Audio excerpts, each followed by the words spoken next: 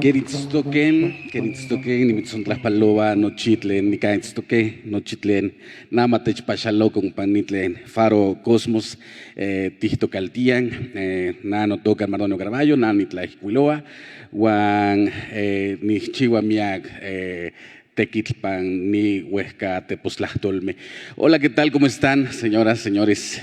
Jóvenes y mucha joven aquí presentes en el Faro Cosmos. Soy Mardonio Carballo, les saludamos desde este espacio. Qué maravilla que el gobierno de la Ciudad de México se dé a la tarea en estos jueves de debate y a 500 años de rediscutir quiénes somos, a 500 años quiénes somos, discutir en México esta parte de las múltiples identidades, múltiples naciones que hacen de este país un país diverso, complejo, muy complejo, que necesita necesariamente mirarse los distintos ombligos y las distintas raíces para comprenderse. Así que no me queda más que, compañeros, bienvenidas, bienvenidos a este foro. Y bueno, nada más, vámonos rapidísimo. Vamos a presentar a Lila Downs. ¿Cómo estás, Lila, querida, primero? Hola, pues muy bien, aquí desde Oaxaca, saludándolos a todos. Muy feliz de ver esta participación ciudadana en los términos, en el lenguaje, en el cuidado de en la manera correcta de dirigirnos hacia diferentes comunidades de México y de la historia. Bueno, la historia implica la historia del hombre, pero también de la mujer. Entonces, muy contenta de que me invitaran. Muchas gracias, Mardonio. Pues me encanta Lila Downs. ¿Quién no conoce a Lila Downs? Es una cantante y antropóloga, estudió en Minnesota, en Minneapolis, hizo su tesis de licenciatura sobre el simbolismo del textil indígena triqui, los motivos de las mariposas, ha escrito artículos sobre música y el contexto social, de género, hija de una mujer indígena mixteca y padre angloamericano. Ha escrito narrativas de resistencia indígena, protegiendo la visión originaria de las plantas y comidas sagradas de la cultura oaxaqueña. Bueno, aquí no necesitas más presentación. Lila Downs, bienvenida a este foro, a este jueves de debate. Y bueno, vamos a presentar también a nuestros demás integrantes de este panel. Flavio González Melo o Mello. Flavio González Melo, escritor y director de cine, teatro y televisión. En su trabajo como dramaturgo destacan las obras 1822, el año que fuimos imperio, en el 2000, Las Curain o La brevedad del poder, premio a la mejor producción nacional de la Asociación Mexicana de Críticos de Teatro, Olimpia 68, La vida difícil de Guadalupe Reyes, El tirano Banderas, adaptación de la novela homónica de Valle Inclán, estrenada en el Teatro Español de Madrid 2013. En fin, entre los reconocimientos que ha recibido se encuentran el Ariel de la Academia Mexicana de Ciencias y Artes Cinematográficas de México, la distinción Universidad Nacional para Jóvenes Académicos en el área de creación artística otorgado por la UNAM. En fin, entre muchos otros reconocimientos, premios y distinciones. Y tenemos también con nosotros a Carlos Brockman Jaro, licenciado en Arqueología y doctor en Antropología por la Escuela Nacional de Antropología e Historia. Asimismo es pasante del doctorado en Historia del Colegio Nacional. Actualmente es investigador en Derechos Humanos, titular B del Centro Nacional de Derechos Humanos y miembro del Sistema Nacional de Investigadores. Sus principales líneas de investigación son seguridad, violencia, combate a la delincuencia y derechos humanos, así como antropología y pluralismo jurídico de los grupos indígenas de México. Ha sido docente en doctorados, maestrías, cursos especiales, en fin. Carlos Brockman, bienvenido. Gracias. Y nada, pues repensarnos 500 años de Tenochtitlan, de la caída, pero yo quisiera empezar. Ambos tienen una vena de historia importante y yo quisiera, Carlos, comenzar contigo. El contexto, cuando decimos 1521, ¿en qué contexto se desarrollaba la vida de aquellos y aquellas habitantes de esta parte del universo que hoy llamamos México?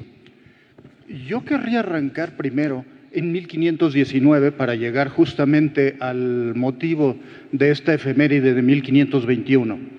1519, Mesoamérica es una de las cunas de la civilización principales en el mundo, tiene miles de años de existencia autónoma que le ha permitido crear comunidades muy particulares, muy específicas, un gran mosaico cultural con múltiples influencias americanas, grupos migrantes como fueron los Puré de Michoacán, cuyo origen se remonta al 1200 y que vienen del área andina probablemente, y una complejidad cultural enorme que existe en Mesoamérica.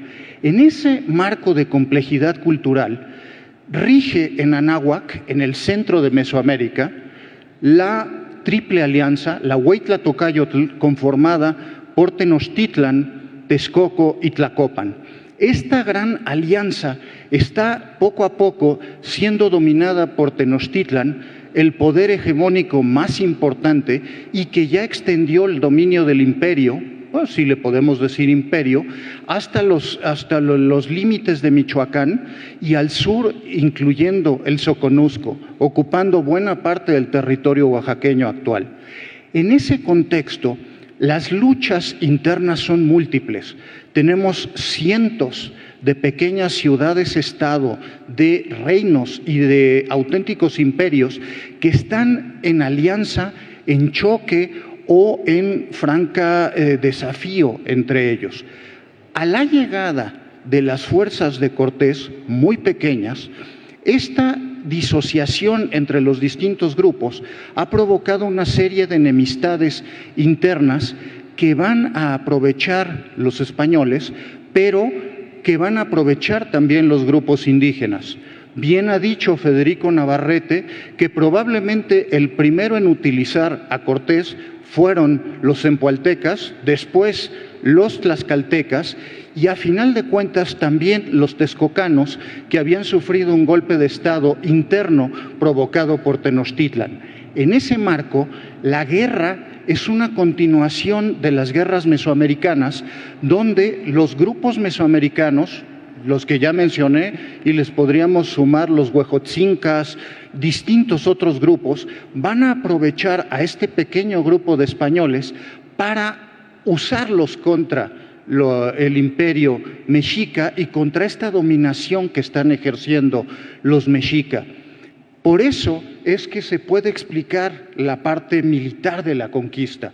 El hecho de que siempre se nos ha hablado de 100,000 indígenas, cierto, del lado mexica, nos deja de lado que en realidad eran cerca de 200 a 300,000 aliados texcocanos, zempoaltecas, tlaxcaltecas, etcétera, que están junto con los 1,000 que acompañan españoles a Cortés. En ese marco, lo que está ocurriendo en 1521 es el fin de un imperio y la percepción de estos distintos grupos de que ahora viene un reacomodo típicamente mesoamericano, conforme a los conquistadores y cada grupo reivindicando su propio papel. Tlaxcala a través del lienzo de Tlaxcala, Texcoco a través de la obra de Ixtlilxóchitl o Torquemada, y así todos los grupos van a reivindicar la victoria para ellos mismos.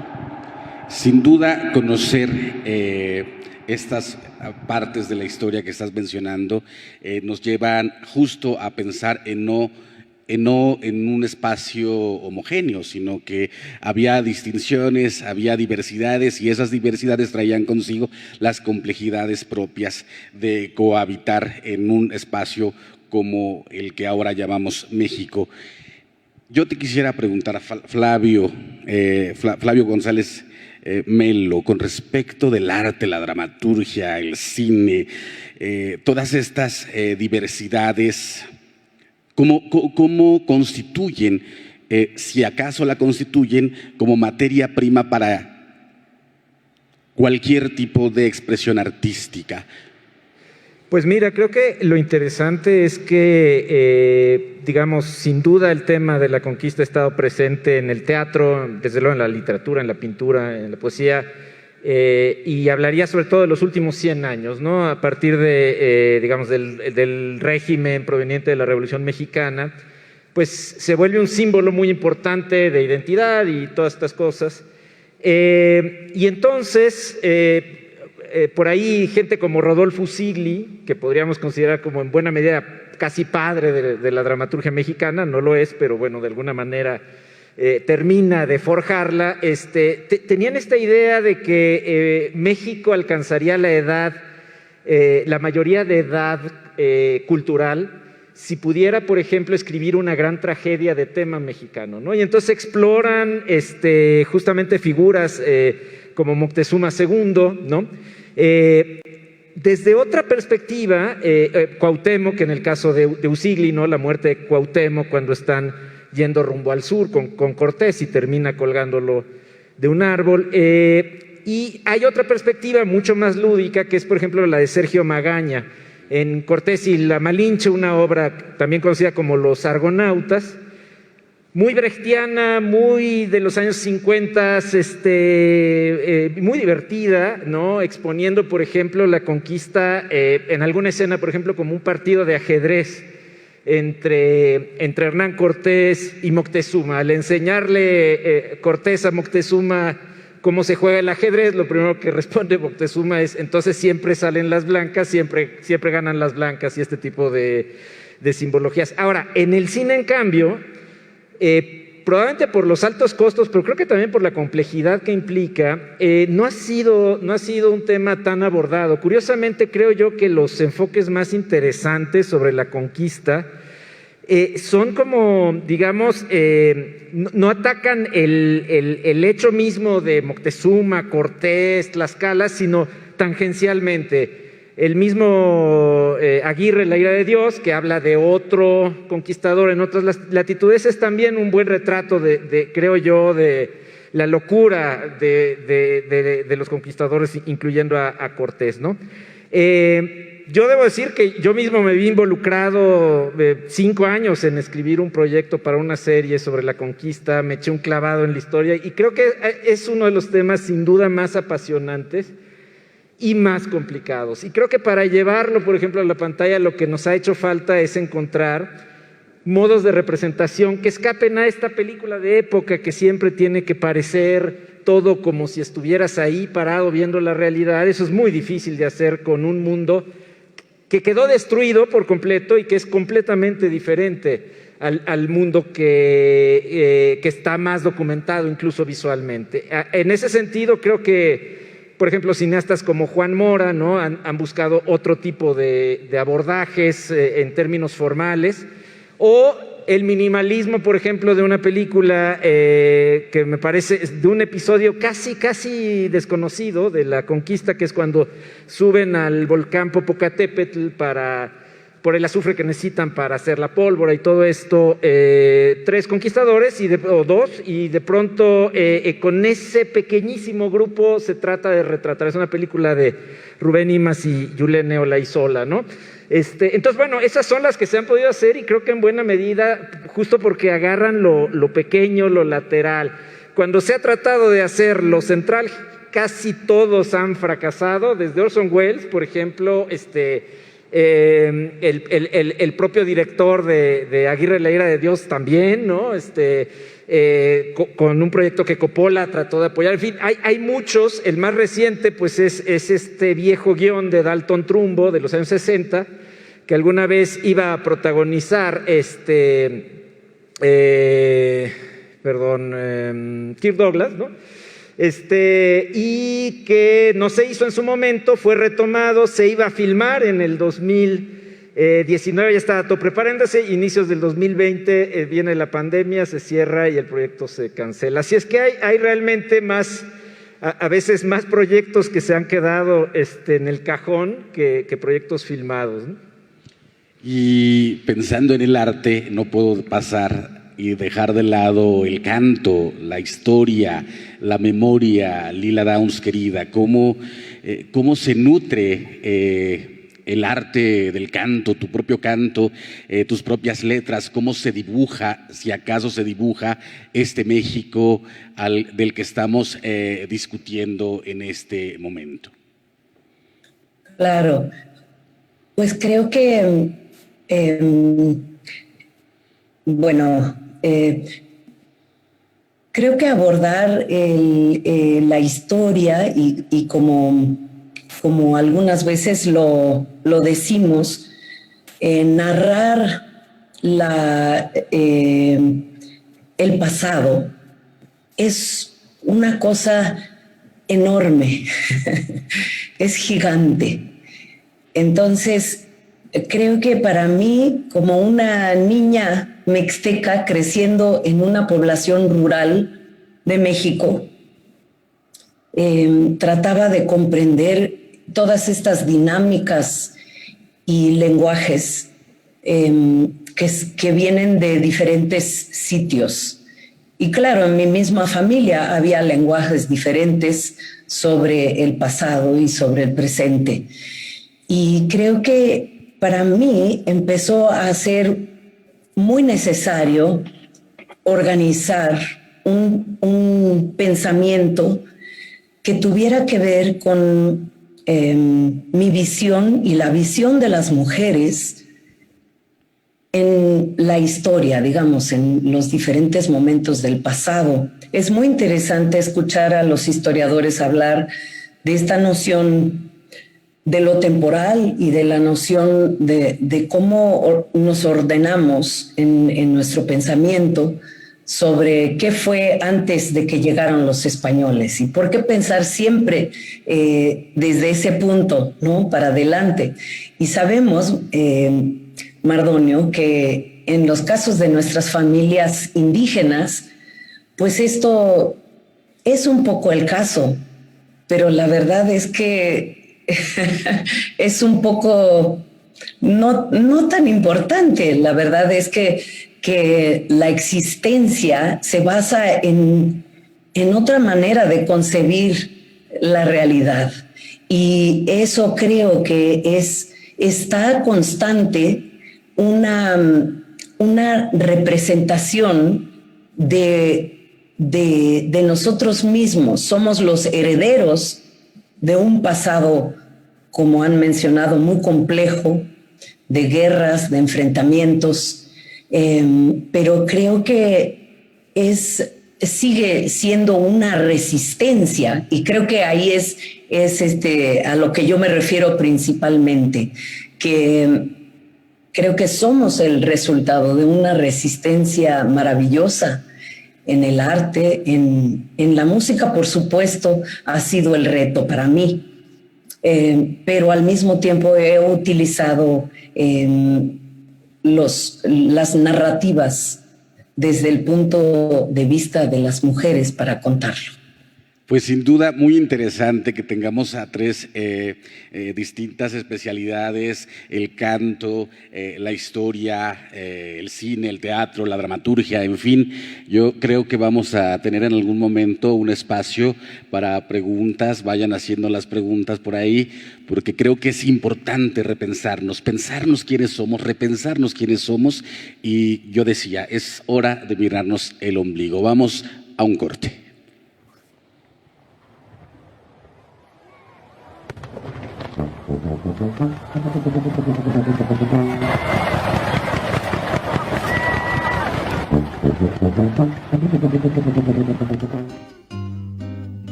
Todos me dicen el negro Llorona, negro pero cariñoso.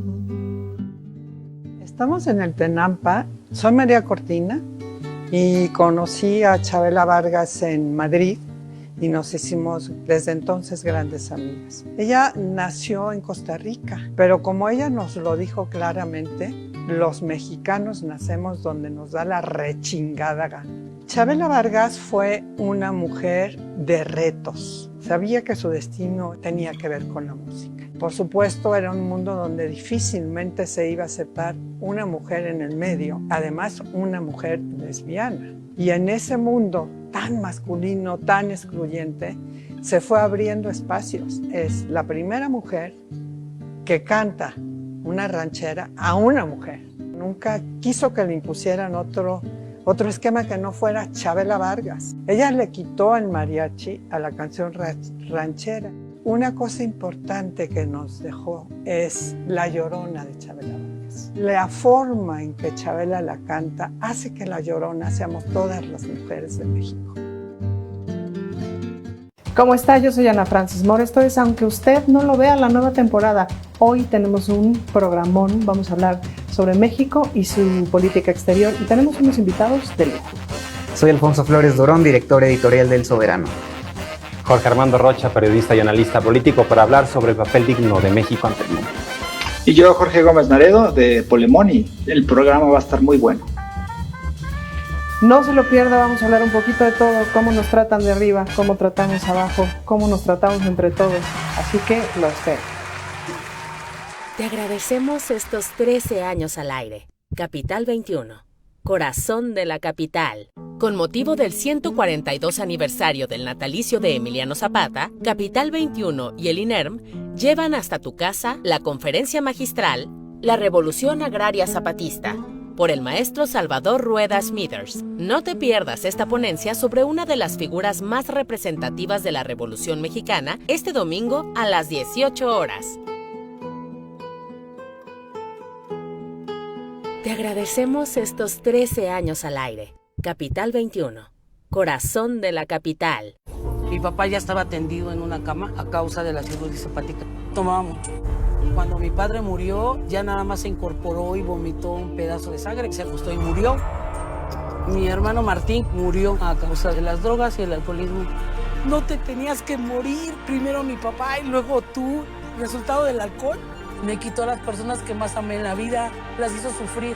El mundo de las drogas no es un lugar feliz. Busca la línea de la vida, 800-911-2000.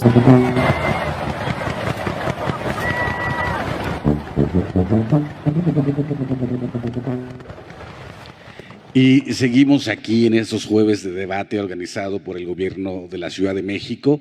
Agradecemos la presencia de la Secretaria de Cultura de la Ciudad de México, Vanessa Bohórquez. Bienvenida a este espacio y a este debate. Ayer yo leía el tuit de la jefa de gobierno Claudia Sheinbaum, justamente, que decía: vamos a discutir esa mal llamada conquista, decía ella en un tuit. Y yo quisiera preguntarte, Carlos, en esta etapa a la que nos llevaste a partir de la narración anterior, ¿cuáles son los puntos más romantizados de esa historia donde, como bien decíamos, tenía ya sus propias pugnas internas, pero de repente también, y esto en aras de desacralizar lo que se ha sacralizado, ¿cuál es la romantización más común de nuestra visión de aquella época? Mira, recientemente falleció, por desgracia, un amigo muy cercano a Flavio, buen amigo mío también, Luis Fernando Granados, que dedicó sus últimos años a demostrar que esto no había sido una conquista en términos estrictos. Es un fenómeno sumamente complejo que, además, como bien dices, está totalmente tergiversado desde un principio. Lo que llamamos nuestras fuentes primarias acerca del conocimiento de este proceso comienzan por la narrativa del propio Hernán Cortés, las famosas cartas de relación. Cartas que la primera no la escribió él, las que siguen están altamente editadas, creando una narrativa de hechos muy favorable a Cortés, igual que sucede, por ejemplo, con el lienzo de Tlaxcala y la narrativa de hechos que favorece a la República de Tlaxcala, a los 4 señoríos tlaxcaltecas, y que muchas veces olvidamos que cuando termina el proceso redunda en mercedes y privilegios para la República de Tlaxcala muy superiores a cualquier otro, salvo los nahuas, primero texcocanos y después tenochcas. Esta búsqueda de construir narrativas empieza originalmente simplemente por cuestión práctica.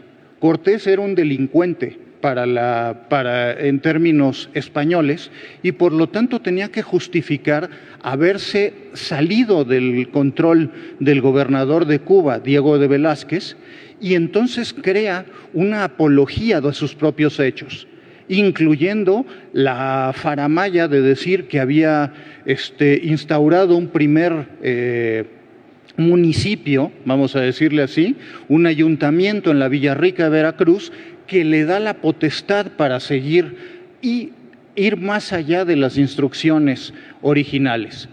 Esta mitología va a ser construida desde muy temprano, entonces, yo diría, desde el año que empezó a darse, ya se estaba justificando, se estaba engañando al rey, a propósito, cuando menos para hacer quedar bien a las partes, se estaba creando una imagen, por supuesto, de los españoles, de que habían sido ellos los triunfadores, de parte de los distintos grupos indígenas, de que las mercedes reales y la situación posguerra iba a tener que favorecerlos a ellos, y vemos la huella de esto por toda Mesoamérica. El hecho de que tengamos barrios de mexicanos, es decir, texcocanos, tlaxcaltecas y tenochcas, en Guatemala, en Ecuador, en el sur de los Estados Unidos, significa que hay un acompañamiento.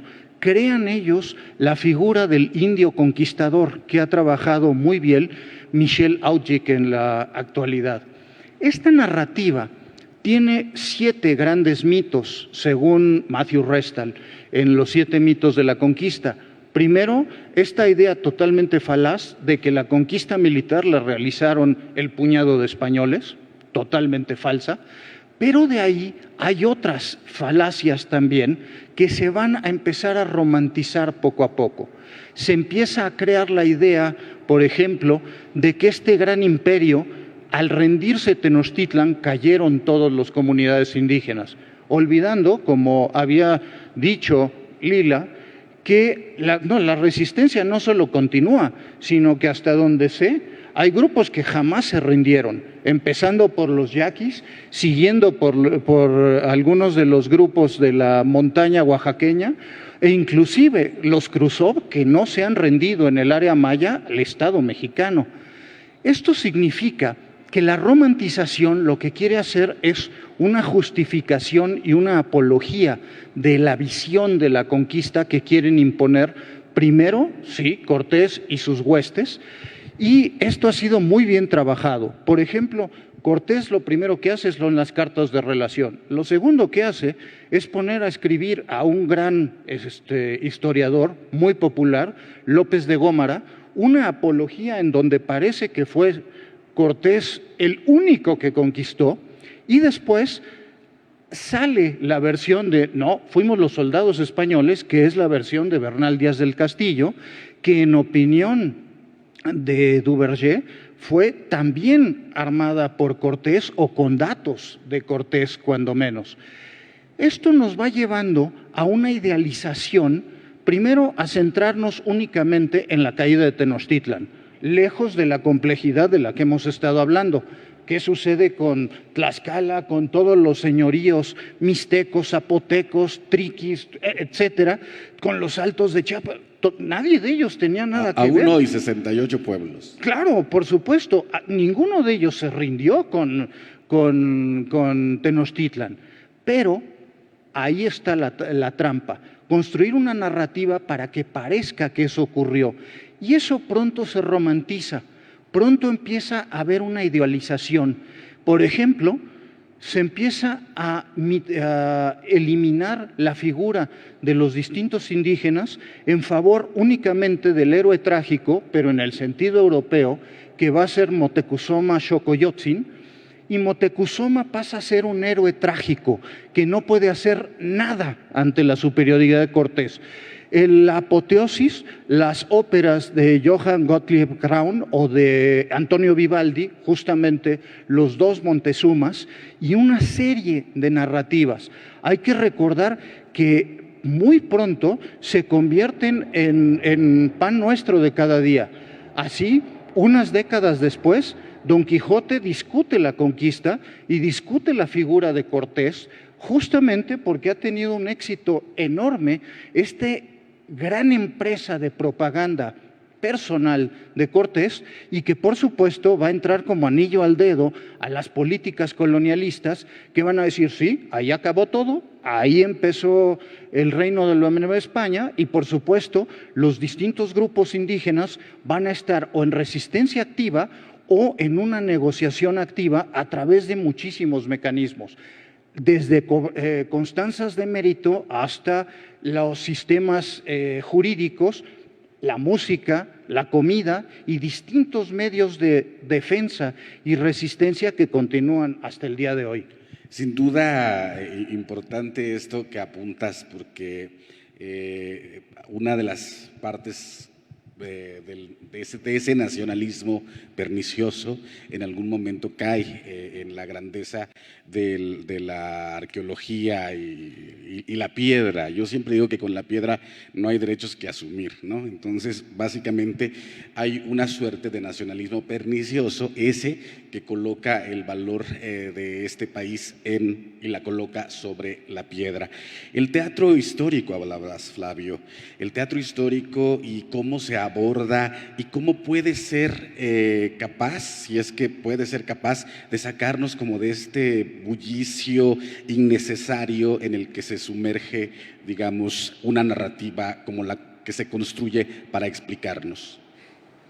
Sí, digo, fíjate que justamente creo yo que una de las cosas que hay que, digamos, tomar en cuenta en este panorama es que parecería que a veces cuando se retrata, y eso es sobre todo mucho en los años 40 del siglo pasado y todo esto, a los indígenas se les da una cualidad no humana o sobrehumana, digamos, ¿no? Hieráticos, incapaces, por ejemplo, del humor, ¿no? O sea, no se podría... Y el deseo. Bueno, sí. Hay que decir que los totonacas decían que los mexicas eran muy apretados, ¿no? Pero pero digamos, toda esta idea del indígena hierático, de piedra, es como si volvieras al ser humano, ¿no? Lo volvieras otro ídolo más. Pues da una visión muy parcial, evidentemente, de una cultura, de un pueblo que sigue además vivo. Y esto, entre otras cosas, puede ser denostado y vilipendiado o puede ser glorificado, y ambas cosas le restan, creo yo, su esencia humana. Hay que ver que eran pueblos también políticos y militares, con lógicas que a veces también aprovechaban los símbolos y los aprovechaban a su favor y tergiversaban la historia a su favor, igual que lo harán los españoles, por ejemplo, los mexicas, digamos, alegando su propio origen tolteca, ¿no? Eso era porque esto les daba, los toltecas eran el gran pueblo culto, el gran pueblo que había hecho toda esta civilización, y entonces ellos llamándose toltecas, pues de algún modo estaban considerándose de un linaje superior al de otros pueblos. Y desde luego un evento que a mí me parece uno de los momentos más interesantes de esa historia previa a la conquista, que es la gran quema de códices, ¿no? Es decir, creo que no soy experto en el tema y por supuesto que supongo que hay muchos huecos, pero la idea de quemar tu historia es fuertísima, ¿no? Y es muy contemporánea al mismo tiempo. Es de algún modo lo que muchos regímenes hacen también. Entonces, se reescribe también la historia en estos tiempos prehispánicos, y luego, en tiempos de la colonia y sobre todo conforme se acerca la necesidad de una independencia, eso lo estudié cuando hice mi obra sobre Fray Servando, me pareció bien interesante cómo los criollos novohispanos alegan ser descendientes de quienes conquistaron esta tierra y por lo tanto les pertenece porque se la llevaron a Dios, a la Iglesia católica, pero además se alegan alegan ser descendientes también de los monarcas, príncipes y la nobleza de los pueblos conquistados.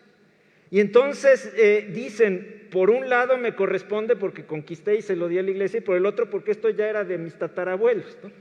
Y esto crea en los criollos, que eran en realidad hijos de españoles nacidos en América, empieza a forjar esta idea del mestizaje, pues que tiene un sentido político. Era la manera en que ellos encontraban un resquicio legal para decir, y por lo tanto nos podemos gobernar solos. Y eso desde luego tiene una importancia enorme para la independencia y todavía permea mucho del siglo XIX y llega todavía hasta alguna parte del siglo XX, ¿no? Por alusiones, Lila querida, porque además vi que te reíste, porque yo te quiero preguntar esto justamente, no solo en esta suerte de mezcla de orígenes que tienes en ti y al mismo tiempo la situación que te coloca ser un ente sensible dedicada a la música y al mismo tiempo los estudios en antropología. Yo siento que para anular un poco, Carlos, Flavio, Lila, pienso que al indígena, y lo digo también ahora sí que con conocimiento de causa, y por ese conocimiento de causa mismo te quiero preguntar, Lila, cuando se le niega al indígena deseo, maldad y responsabilidad, ¿en qué se le convierte?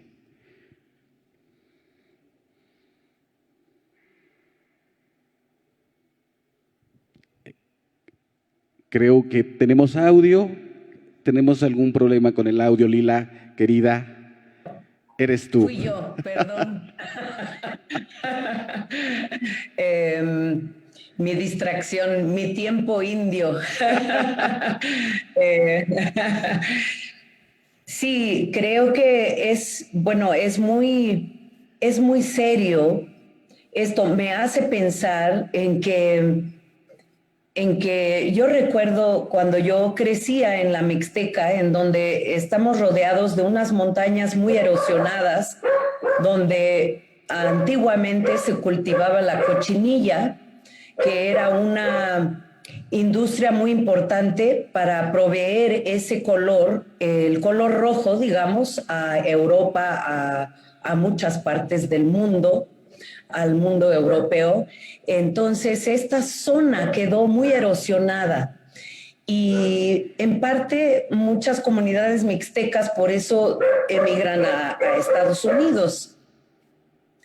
Y recuerdo en un momento haberme sentido tan triste y con un corazón tan pesado porque sentía que había tanta pobreza económica en mi región, pero también me di cuenta de que había una pobreza de orgullo, una falta de identificación con las raíces y las narrativas originarias. Y bueno, yo traté pues de componer canciones que se basaban en los personajes de los códices mixtecos. Este disco lo hicimos hace mucho tiempo y se llama Yututata, que es árbol padre, y que se basa en la visión del génesis de nuestros ancestros que van naciendo según uno de los pocos códices que sobreviven, el códice vindobonensis, en donde se muestra un árbol donde va naciendo la humanidad de los mixtecos. Y creo que ahí lo digo con sonrisa porque era un bálsamo para mí, para mi alma. Era un bálsamo poder contar esta narrativa en mi generación, en mi tiempo, y pensar que había un futuro positivo sobre sentirme orgullosa sobre quién soy. Creo que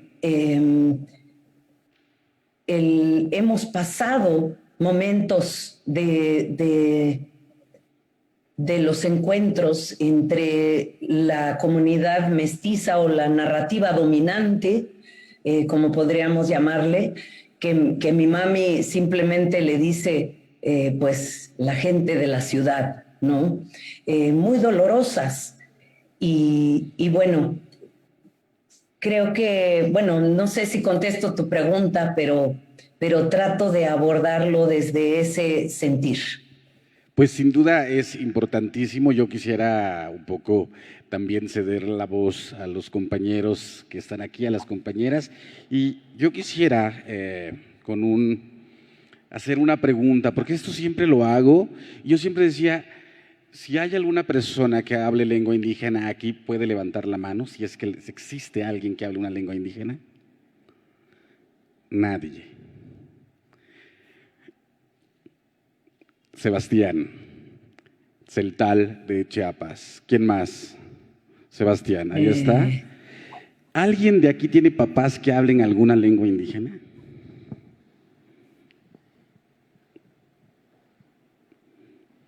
Ven cómo va aumentando.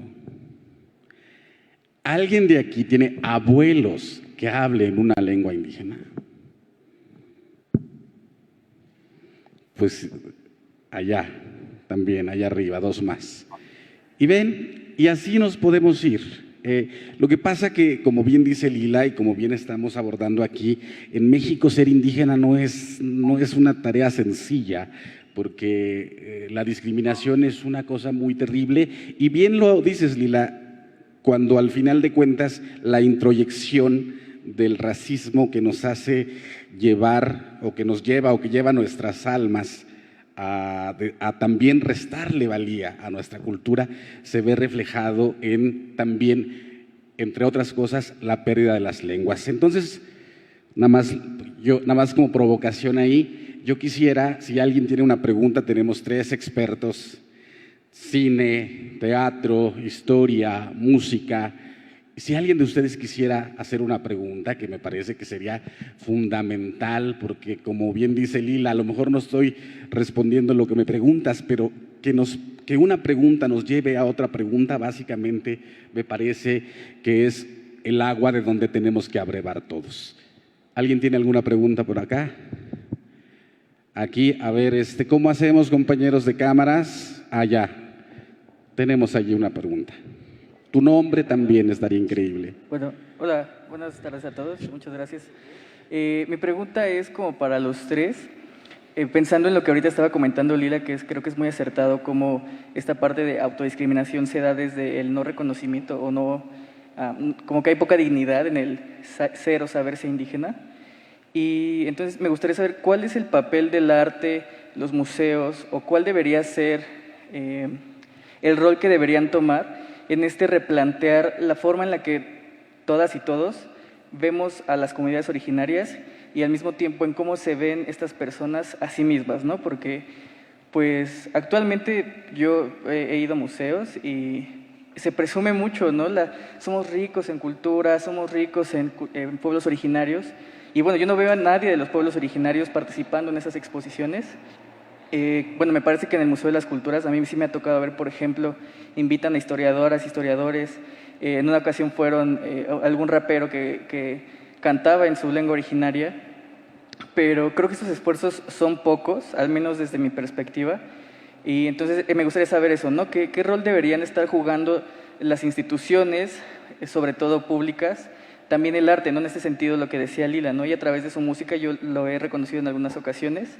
Pero me vienen a la mente algunos ejemplos en el cine, en los que pues de repente la India María se convierte en un ícono, y pues no me sorprende porque algunas personas no quieren identificarse con este ícono, ¿no? Que se le ve como alguien muy chistosa, alguien curiosita, y pues quizá estos proyectos de los que hablaban hace rato, que no siguieron en pie, pues quizá no estuvo tan bien, más bien quizá estuvo muy bien que no salieran a la luz, pensando en que no se está dando el reconocimiento, la dignidad, la validez que buscan los pueblos originarios, ¿no? Porque en realidad como bien lo mencionabas hace rato, aquí solo hay una persona que habla lenguas indígenas, no debería haber más personas que se identifiquen así, ¿no?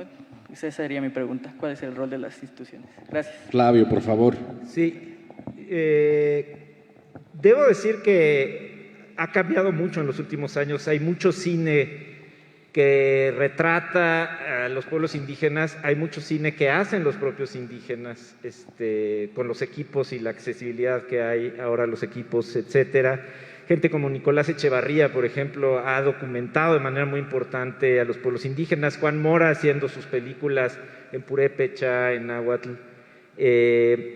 Ahora, creo yo que el arte debe ser plural, o sea, no le podemos exigir al arte lo que le toca a la Secretaría de Educación Pública. Es decir, en el arte se vale diferentes visiones, creo que eso lo enriquece y de hecho yo te diría que como escritor te tienes que poner en los zapatos de los conquistados, de los conquistadores y de los que atestiguaron para poder contar desde todos los puntos de vista. En cambio, sí me parece que mucho más que pedirle a la corona española que dé disculpas o rebautizar calles, yo creo que en este país lo que necesitamos es que las escuelas tengan una materia de lengua indígena como la tienen de inglés, o sea, o de matemáticas o de español, ¿no? Eso es, y no es una lengua muerta como sería el latín en otros países que se estudia, es una lengua viva. Y no es una, en realidad son decenas, y creo yo que si en cada zona se enseñara al menos una de las lenguas de esa zona, eso garantizaría que esa parte de la cultura que se condensa en el lenguaje sobreviva. Y eso sí es una ley y tiene que ser a fuerzas, pues, ¿no? Es decir, para eso está la SEP. Y el arte puede o no decidir retratar eso, y eso es parte de la libertad necesaria para el artista, pero sí se está haciendo mucho cine y mucho teatro está enfocado en estas realidades, ¿no? Alguien más muy breve porque vamos a ir a un corte. Lila, Carlos. ¿Nadie? Yo querría abordar el problema en dos ejes. Uno, las políticas públicas que sí deben fomentar esta idea y que nos demos cuenta de la diversidad, de el hecho de que hay una igualdad o debe existir una igualdad, debemos construir las condiciones. Ahí estamos atrasadísimos, pensando, por ejemplo, en el nuevo sistema penal adversarial. Se ha solicitado muchísimas veces que los peritos, los abogados traductores, los abogados indígenas acompañen a las personas y, sin embargo, la proporción de personas indígenas encarceladas sin prueba, sin sentencia y sin debido proceso es mucho más alta que incluso para los propios mexicanos de a pie, que son muchísimos. Y en segundo lugar, revisar claramente la narrativa. Esta narrativa dominante la podemos ver simplemente en el Museo de Antropología. Entramos al Museo de Antropología y arriba de nosotros está la tira de la peregrinación, es decir, los tenochcas. Enfrente de nosotros una isla, es decir, el descubrimiento de Tenochtitlan. A nuestra derecha, 1, 2, 3, 4, 5, el orden histórico secuencial para llegar a la gran sala del museo, que es la mexica. Y ojo, la sala mexica es la única que no tiene arriba otras salas. A los lados, las demás culturas, Oaxaca, el Golfo, el área maya, el norte, completamente ajenas. Es decir, la narración es la de los mexica, la de Tenochtitlan, y peor, los indios vivos, las salas etnográficas arriba en el desván como si fuera la covacha. Esto es una vergüenza y eso es justo lo que tiene que analizar las secretarías de Cultura, de Educación y cambiarlo. Dar a conocer este mosaico, el hecho de que continuó la resistencia y no hubo esa visión idílica que tanto conviene tanto a los conquistadores o pseudo conquistadores españoles como a las distintas élites actuales. Pues qué maravilla que estemos discutiendo esto. Me parece que creo que en estos tiempos se está discutiendo esto que somos y que creo que es importantísimo. Tenemos aquí Eli García Padilla, acá en el México Profundo, esto está en Facebook. Dice, tenemos ejemplos notables de pueblos originarios que jamás sucumbieron militarmente a la invasión española, en particular los Ayuk, a los que conocemos como mijes, se autoproclaman como los jamás conquistados. El otro ejemplo digno de mencionar es el de los zoques Chimalapa, que decidieron pagar a la corona española el precio de 25,000 pesos oro entregado en jícaras para comprar así sus propias tierras y obtener los títulos virreinales. Ahora sí que los oaxaqueños no conquistan el mundo simplemente porque eso no existe dentro de sus cosmovisiones y ambiciones. La Oaxaca, saludos a Oaxaca, la bella Oaxaca con sus 16 pueblos indígenas. Vamos a un corte.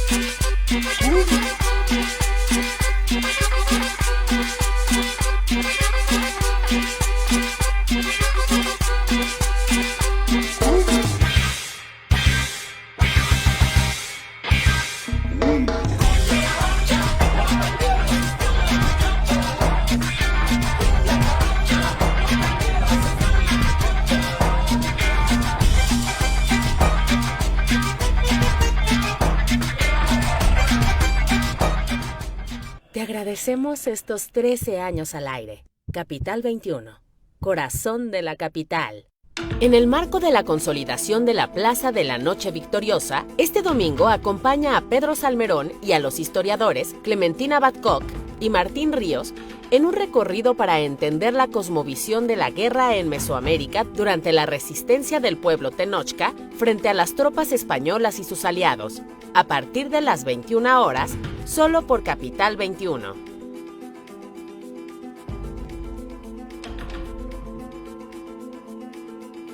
Te agradecemos estos 13 años al aire. Capital 21, corazón de la capital. Hola, soy Laura Ruiz, titular de la Secretaría de Pueblos y Barrios Originarios y Comunidades Indígenas Residentes del Gobierno de la Ciudad de México. Te invito este 9 de agosto, Día Internacional de los Pueblos Indígenas, para que nos veas en Memoria Viva, a las 7 de la noche por Capital 21.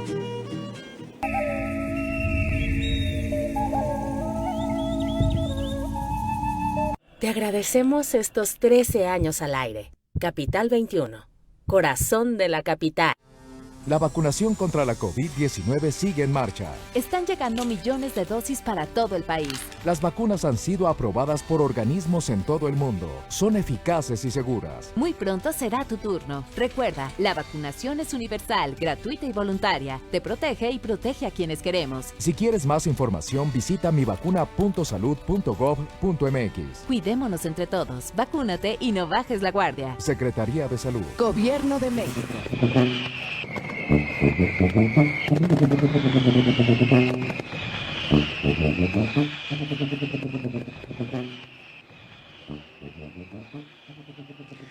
Y qué maravilla que en este encuentro las preguntas se hagan presentes en el público que nos acompaña. Yo quisiera, ¿les parece? Esa es la propuesta, que hagamos las preguntas, las 4 personas que dijeron que quieren hacer preguntas, y polemizamos ya sobre esas, nombre y la pregunta. Hola, mi nombre es Diego, estudiante de posgrado en Artes y Diseño, UNAM. Tengo una pregunta a nivel histórico. ¿La guerra por Tenochtitlan fue una guerra del pueblo, hombres y mujeres, o una guerra de jerarquías sociales de las distintas poblaciones que corporalizan Mesoamérica? Esto en cuanto a que, a pesar de que en México Tenochtitlan dominaba a otras poblaciones, aquellas sociedades en general no perdían sus figuras de su nivel jerárquico, pese a estar subordinadas a México.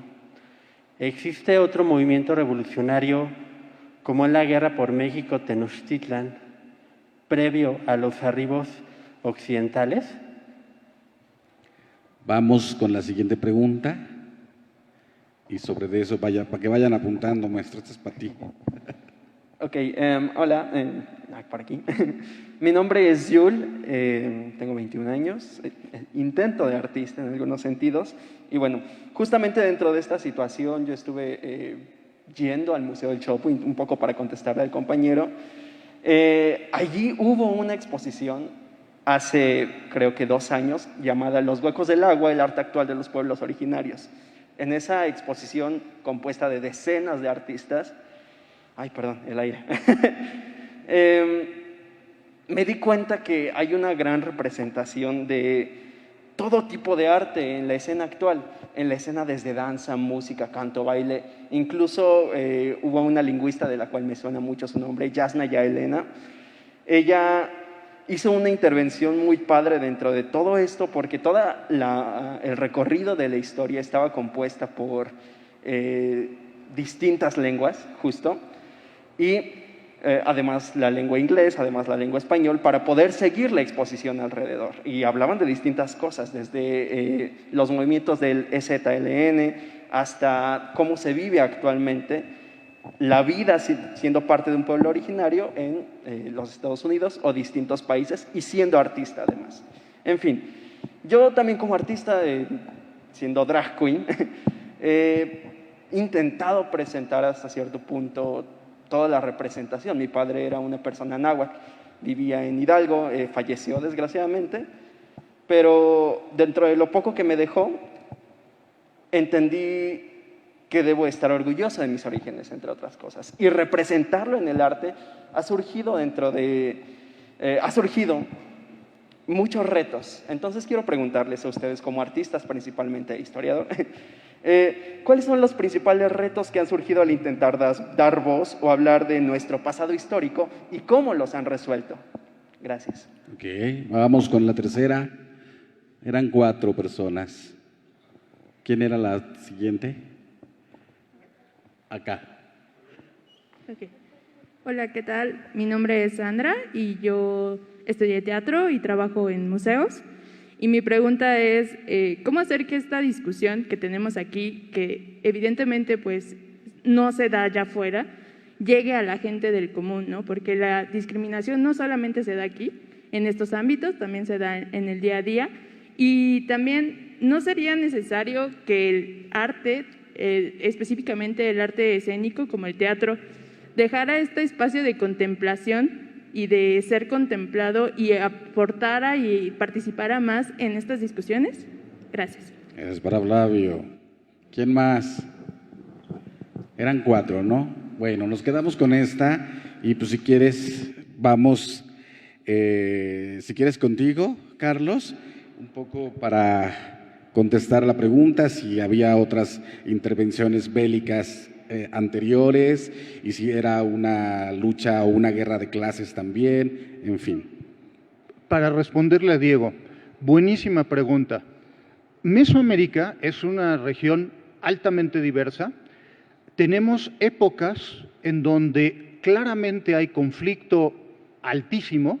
Los arqueólogos lo solemos reconocer, primero, la más fácil, evidencia de batalla, segundo, evidencia de obras defensivas y tercero, un patrón de asentamiento, es decir, dónde están ubicados los sitios, dependiendo de si están mejor ubicados para la agricultura, para el comercio o para la defensa. En ese sentido, yo diría que hay épocas.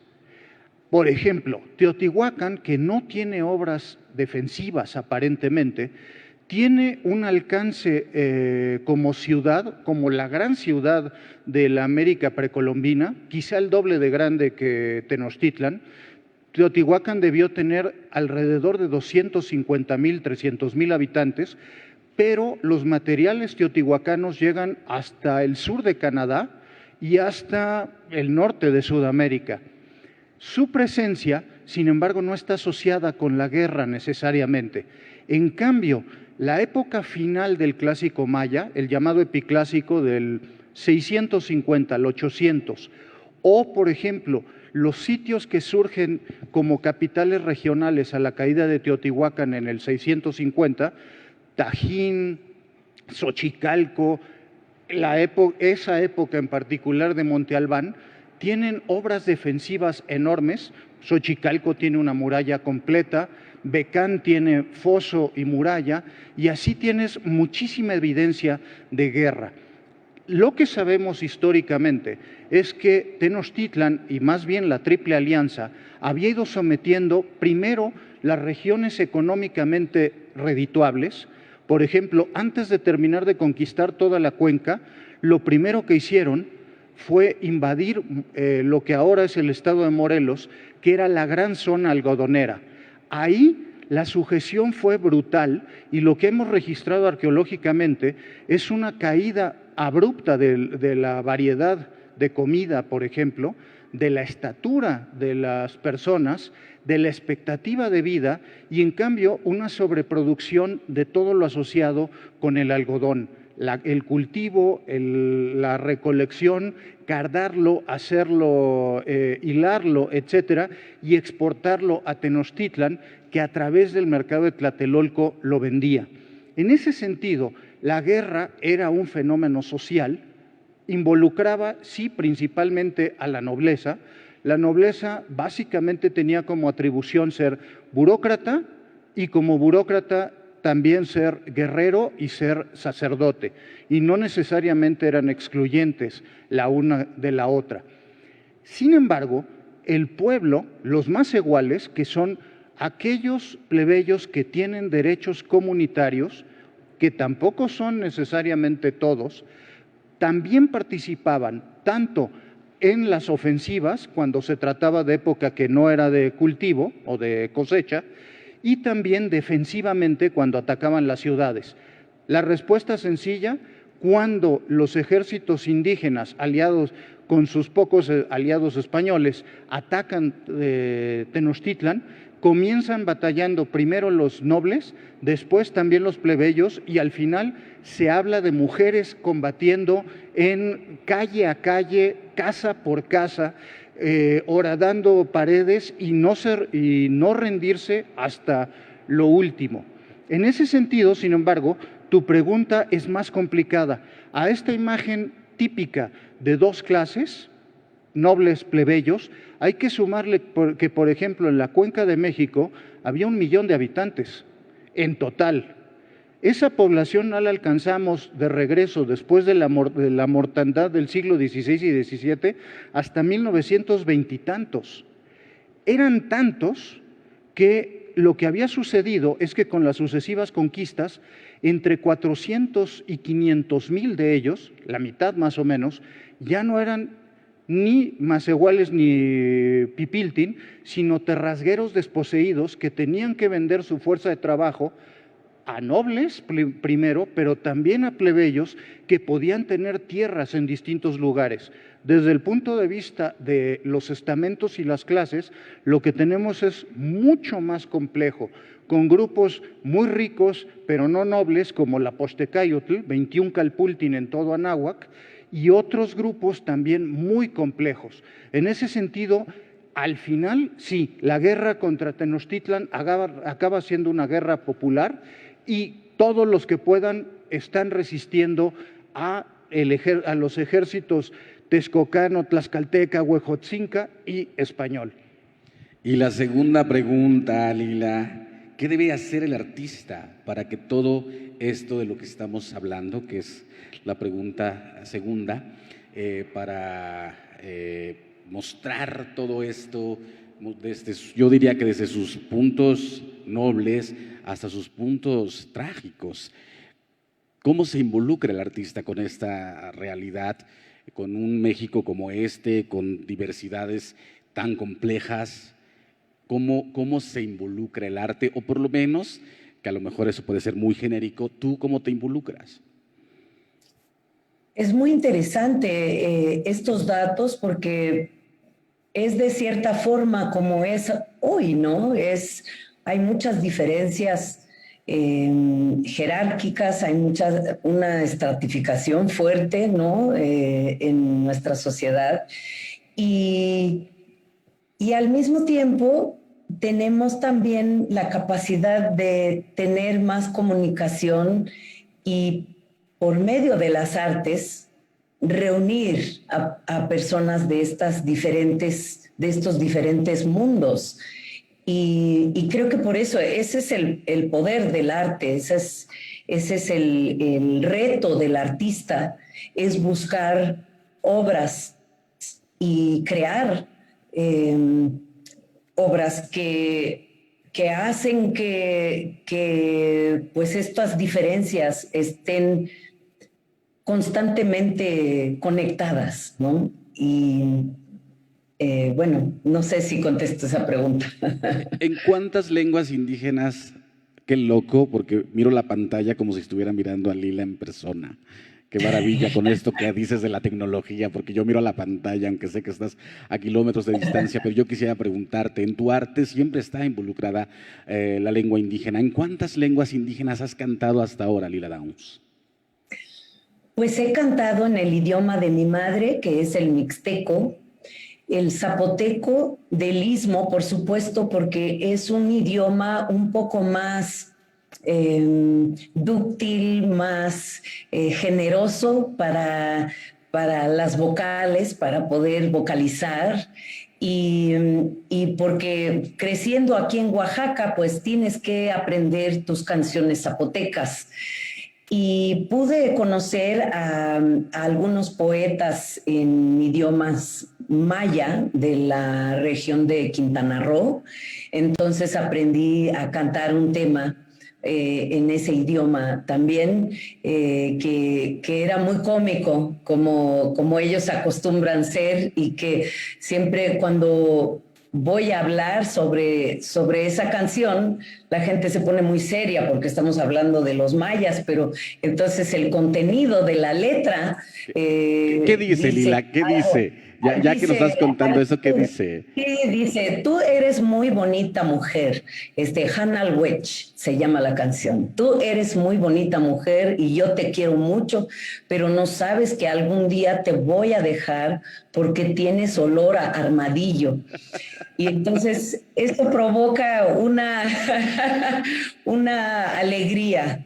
Y yo creo que es eso, es derrumbar esos muros prehispánicos que estaban, ¿verdad? Para lograr una unión como sociedad y como país. Y combatir el racismo con alegría, ¿no, Lila Downs? Sí, hay muchas maneras de hacerlo artísticamente, ¿no?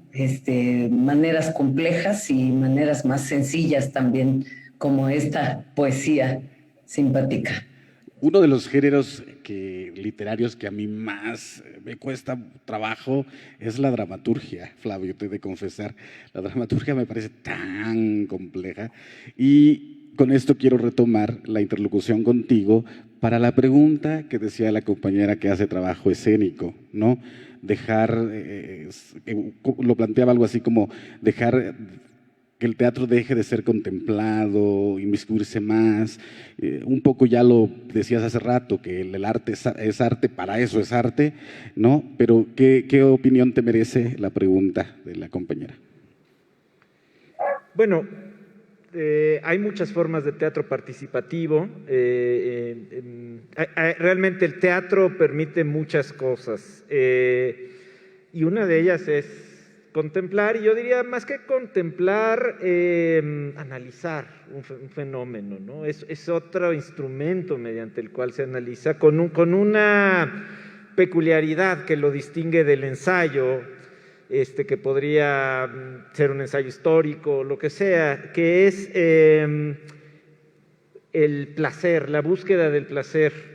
Por ahí oí hace unos días a un funcionario que decía que había que olvidar la lectura por placer no, pues no, eso es una tontería. Bertolt Brecht lo dijo muy claramente, ¿no? Escritor, dramaturgo, comunista, decía: la función primaria del teatro es divertir y luego puede que concientice, pero si no hace lo primero no sirve lo segundo. En ese sentido, creo yo que hay que pedirle al teatro lo que uno quiera de él, no exigirle. Es decir, si uno quiere hacer un teatro político, pues hay que ir y hacer un teatro político. Y si uno quiere hacer un teatro participativo con la comunidad, hay que ir a las comunidades y hacer un teatro. Hay todas esas formas de teatro. Creo yo que la riqueza está en la variedad de formas. Yo quisiera decir, muy brevemente hablé de películas y de obras de teatro, pero hay una novela que escribió un novelista y dramaturgo, que es Hugo Iriart, que a mí me gusta mucho sobre la conquista. Se llama La destrucción de todas las cosas. Es una novela que escribió Hugo Iriart en los 90 y que imagina que en el México de hoy llega una especie de civilización extraterrestre que no es exactamente eso, viene de otra dimensión y nos invade. Y entonces hace uno de los relatos más divertidos, deliciosos, entrañables y también tristes que yo he leído. Porque de algún modo lo que hizo fue llevar las crónicas de Bernal Díaz del Castillo, las crónicas de la visión de los vencidos, todo esto que está ya lejos como algo casi mitológico, a nuestra vida presente, burlándose a veces de cómo podemos irnos al Ángel a festejar que tuvimos una victoria pírrica contra nuestro invasor y tal, pero en el fondo, poniéndonos en los zapatos de esa gente que perdió todo el mundo al que estaba acostumbrado. Y ahí, el final del libro, la parte final del libro, son páginas y páginas de todos los objetos que nunca más volveré a ver, dice el narrador. El tintero, el bolígrafo, entonces, porque resulta que eso es lo que hicieron los españoles, barrieron con una parte importante de la cotidianidad de esas culturas. Pero una cosa es estudiarlo antropológicamente y otra cosa es estar ahí diciendo el día de mañana el 90% de las cosas que traes encima no van a existir, ¿qué vas a hacer? No vas a nombrarlas, se te va a olvidar los nombres de las cosas, etcétera. Bueno, eso es para mí, digamos, uno de los acercamientos más entrañables, justamente porque lo que hace es ponerse en los zapatos del otro, que es, creo yo, el trabajo del dramaturgo es ir de tu cabeza a la de tu adversario, a la del otro y tratar de entenderlos a todos, ¿no? El papel de la memoria, Carlos. El papel de la historia en la memoria para explicarnos. Yo creo que en el fondo hemos nosotros todos enfrentadonos a una narrativa donde nos hablan del mestizaje casi como una unidad de medida, la llegada de los españoles casi como una unidad de medida, lo prehispánico. En fin, se ha ido construyendo como si antes no existiera este país o esta serie de naciones que ahora conforman este país. El papel de la memoria para eso. Cada grupo, cada identidad fue construyendo su propia narrativa a partir de la memoria. Desgraciadamente y de manera colectiva, me parece que el que mejor sintetizó este sentimiento de tristeza y melancolía generalizada entre diversos grupos indígenas fue Serge Ursinski, que alguna vez en una entrevista nos dijo que él habría querido ponerle a su nombre el símbolo que usaban los nahuas, la red agujerada. La red tiene todo lo que tenemos, nuestras memorias, nuestras costumbres, nuestros escritos, nuestros códices, nuestro todo. La conquista fue romper la red y la red se llenó de agujeros y los agujeros están dejando que se salga todo. Y eso es lo que narran los historiadores indígenas del siglo XVI y XVII. Cómo salvar la memoria ante una red agujerada en parte por la cuestión sistémica de la imposición de otro sistema, pero también a raíz de la creación de nuevas categorías.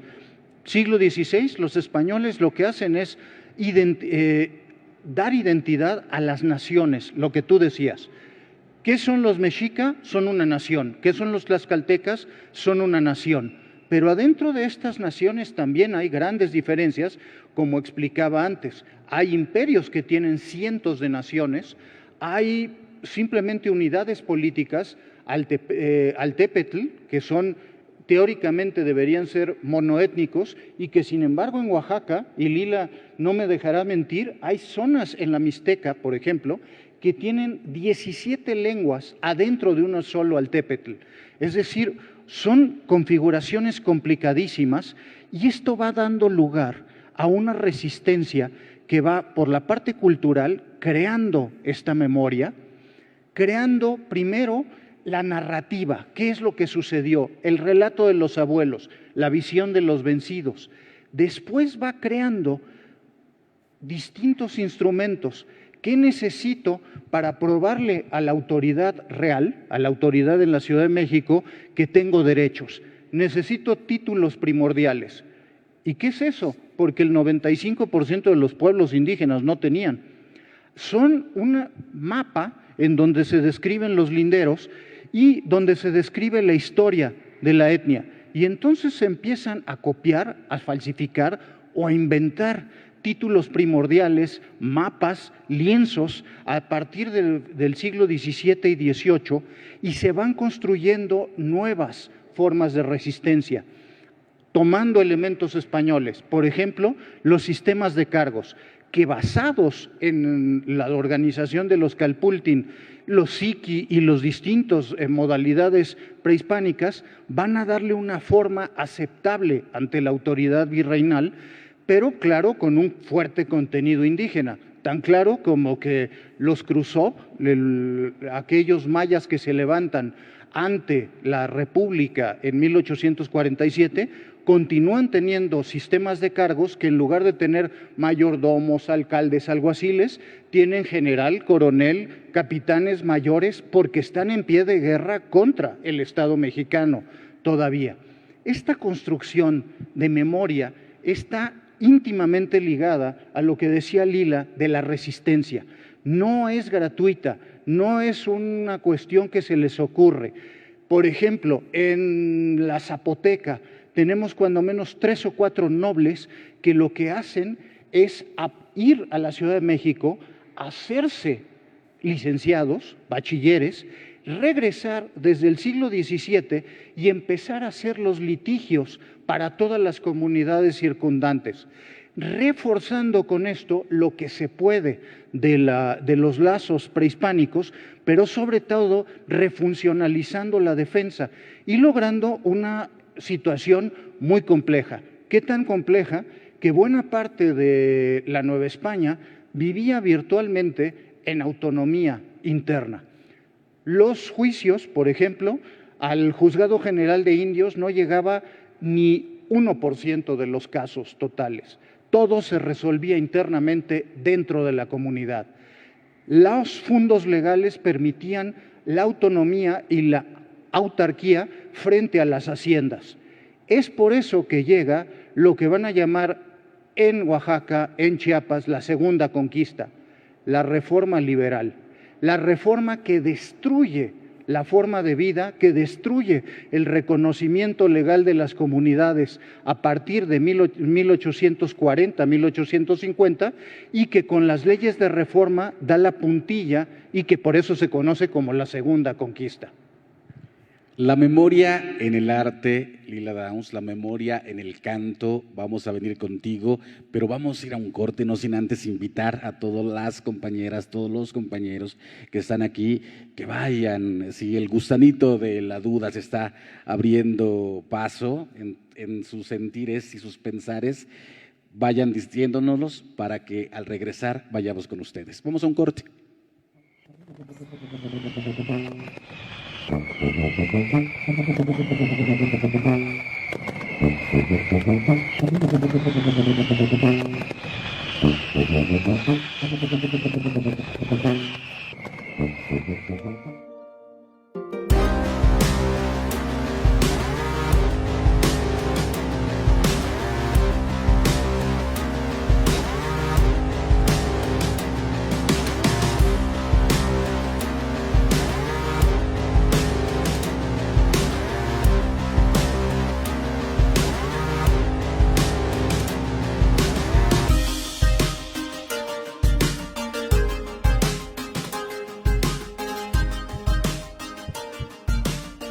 Este espacio está hecho por mujeres para que la audiencia encuentre respuestas, pensamientos profundos, más preguntas y pedazos de una misma. A veces duele y otras emociona, pero siempre busca que sanemos y crezcamos juntas.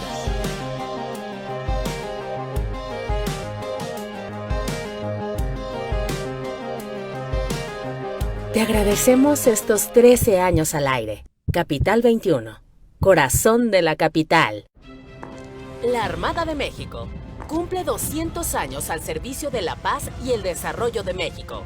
Desplegando todo el poder naval, en el mar, en el aire y en la tierra. 200 años defendiendo a la población de México. Ayudando en la adversidad. Protegiendo la seguridad y la vida. 200 años protegiendo la nación. Una armada que nació para servir a México. Gobierno de México. El derecho a la movilidad sustentable es parte esencial de la transformación de la Ciudad de México. Este domingo 8 de agosto, no te pierdas la inauguración de la línea 2 del cablebús que va de Constitución de 1917 a Santa Marta, en Iztapalapa, con la jefa de gobierno Claudia Sheinbaum Pardo y vecinos beneficiados por este medio de transporte innovador y seguro. Completamente en vivo, a partir de las 11 horas, por nuestra señal de televisión y redes sociales. Te agradecemos estos 13 años al aire. Capital 21, corazón de la capital.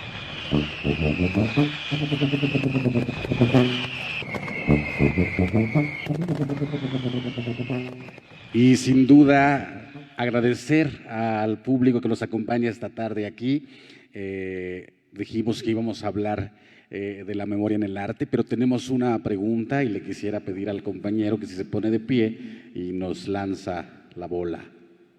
Hola, yo soy José Manuel y mi pregunta es, ahorita que señalaste esto de la segunda conquista y la reforma liberal, es señalar como que a veces por el énfasis que ponemos en la conquista y los males que trajo a la población indígena en cierto punto, porque es más complejo, ¿no?, que en esos ámbitos morales, porque los indígenas se adaptaron en torno a este complejo esquema que se creó en este periodo, pero creo que también hemos dejado de lado pues lo que se creó después, ¿no?, ya cuando fuimos México, y ahora sí ya cuando somos responsables, ahora sí directos, porque ya somos mexicanos en este punto, de las acciones que se realizamos contra la población, ¿no?, desde el siglo XIX, el siglo XX, que fuimos dejando, y casi siempre no lo vemos.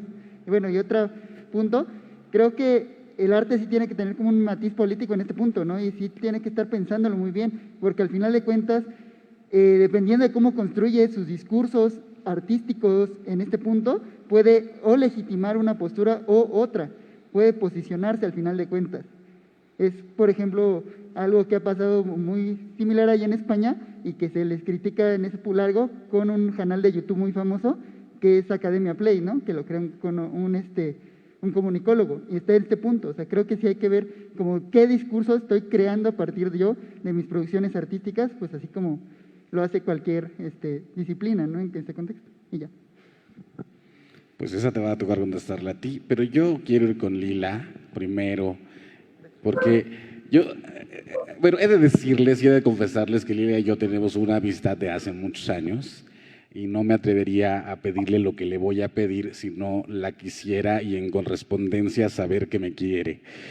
Lila, la memoria y el arte, pero para que me contestes esta pregunta, yo quisiera que me cantaras una pieza de tu canción, un fragmento de tu canción favorita, pero esa favorita.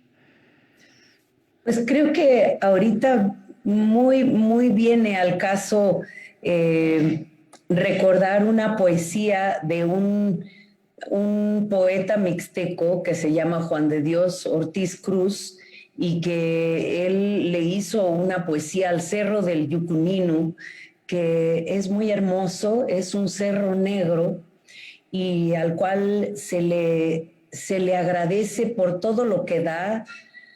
Cuando sufres incendios, te quedas sin bosque, qué triste, de ti tomamos la orquídea, el nopal, los hongos, todo lo necesario, árbol de ocote, un guardián que nos cuida, que nos da de comer.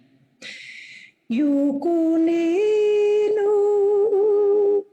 Shiakumani Inirihira Kwakutan Jakaro Nuni Chanyu Nyayu Nyuro Ndao Ndao Ndukuiniro Maro squanu yunu squanu itayasa itanda yubinjahi dubi hakanu squanuro yunu yunu no yuhanu shenyu nuhanu nuyuntu nukanu. ¡Bravo! Lila Downs. Gracias. La memoria en el arte. Yo creo que es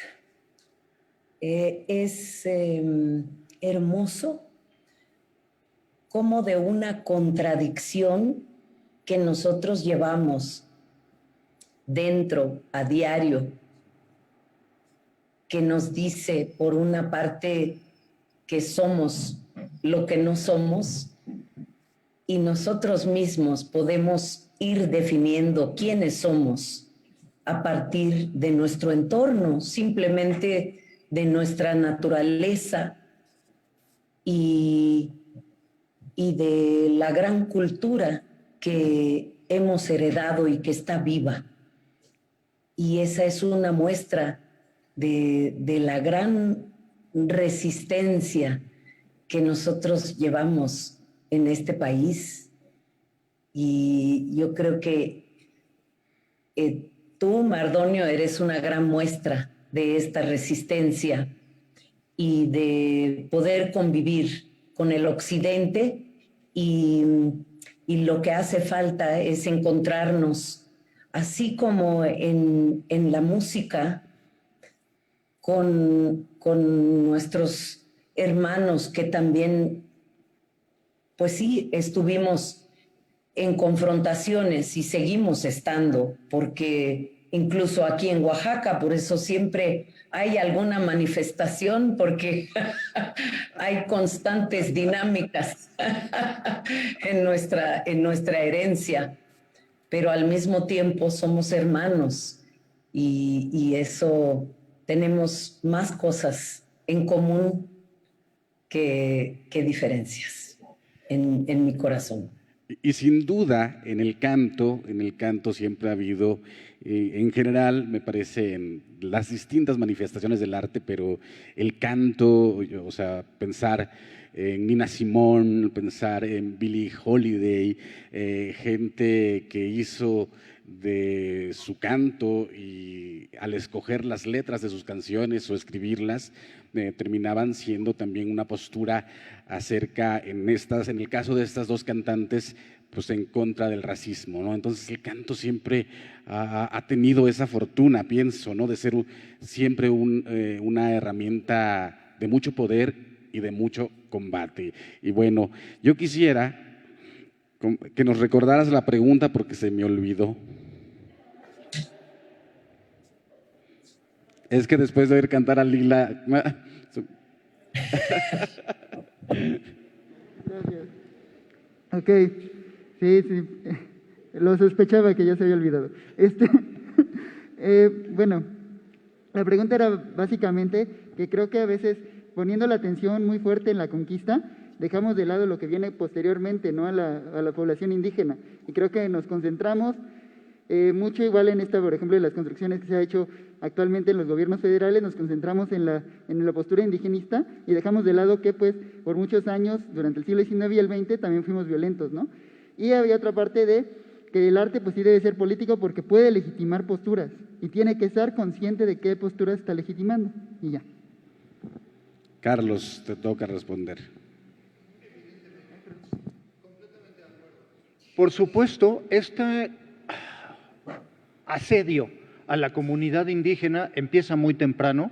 Mardonio no me dejará mentir, hay zonas indígenas que preservan bastante bien sus comunidades, sus usos y costumbres, su lengua, y que tienen una posición, no voy a decir privilegiada, pero sí cuando menos desfavorecida o menos vulnerable que en otras regiones.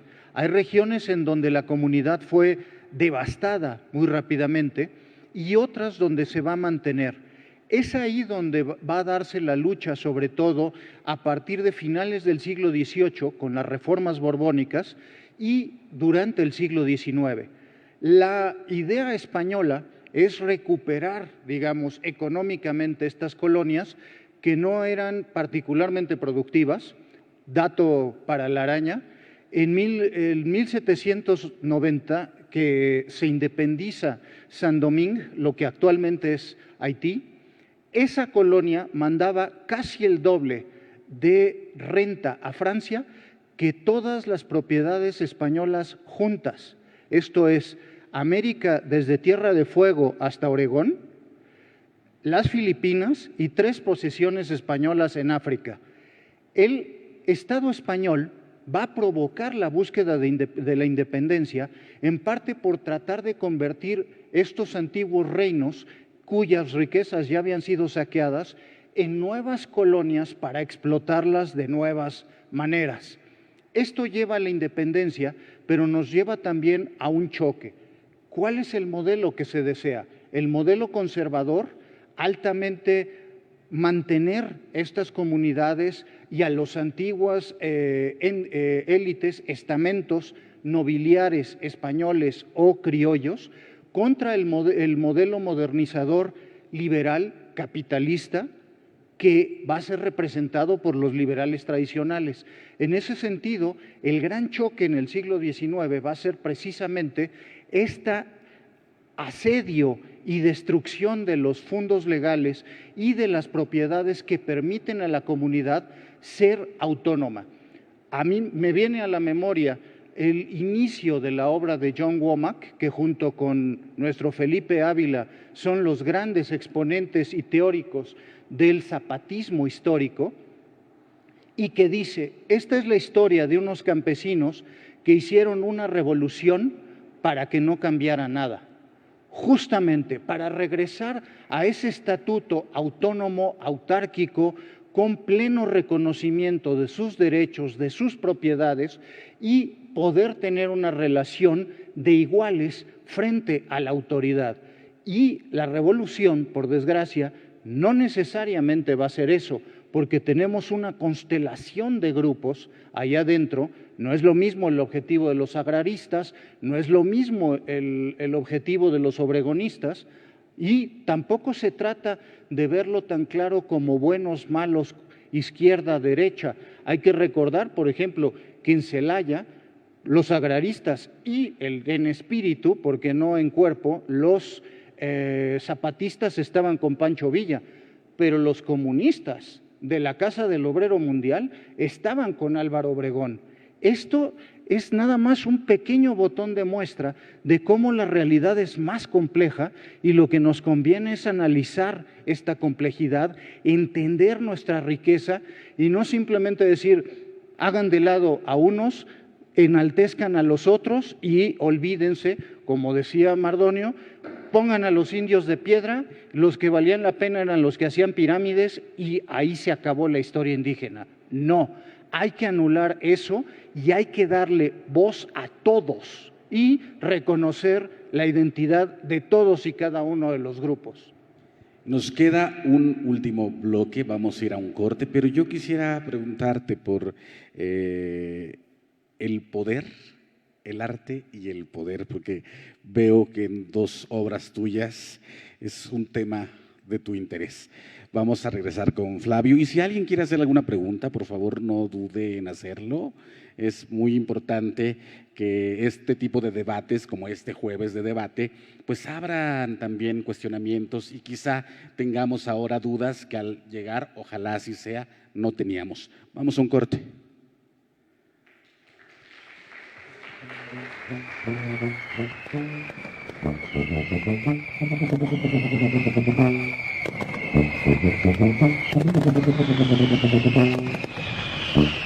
Con Nunca Jamás, Dimitri, viniles y sintetizadores, músicos y sus libros con una invitada muy especial. Todo esto y más solo por Capital 21, el corazón de la capital, porque tú y yo somos libres entre libros.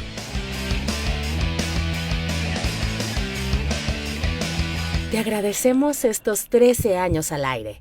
Capital 21, corazón de la capital. Si te toca recibir la vacuna contra la COVID-19, toma en cuenta estas recomendaciones. Antes de ir al centro de vacunación, desayuna y toma tus medicamentos. No llegues con mucha anticipación. Hidrátate bien con agua natural, sobre todo en zonas cálidas. Si tienes dudas, visita mivacuna.salud.gov.mx. Recuerda, la vacuna es segura, universal y gratuita. Te protege y protege a quienes queremos. Cuidémonos entre todos. Vacúnate y no bajes la guardia. Secretaría de Salud. Gobierno de México.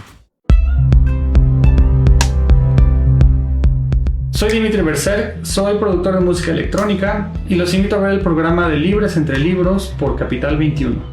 Te agradecemos estos 13 años al aire.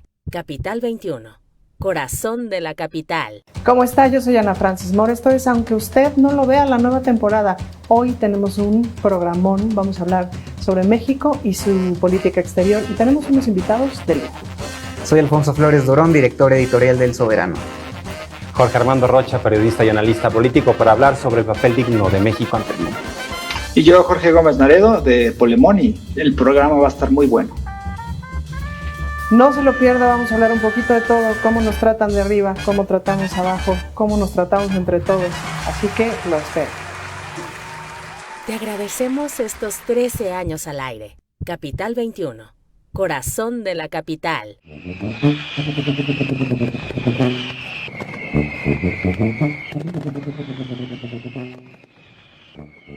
Y seguimos aquí en estos jueves de debate. Sin duda, un privilegio tener aquí a tres personalidades que nos aportan mucho, cada cual en su expertise, haciendo pues las reflexiones pertinentes. ¿A quiénes somos? ¿Cómo llegamos aquí? ¿Por qué estamos como estamos? Pensar, vencer la demagogia de la efeméride, ¿no? Más allá de la efeméride, reflexionar creo que siempre es bien recibido y siempre será pues una forma de acercarnos los distintos pensamientos e integrantes que forjamos un país como este. Te preguntaba, Flavio, por 1822, Lascurain, son dos obras de teatro que ahondan en el poder, versan sobre el poder, la relación del poder y el arte.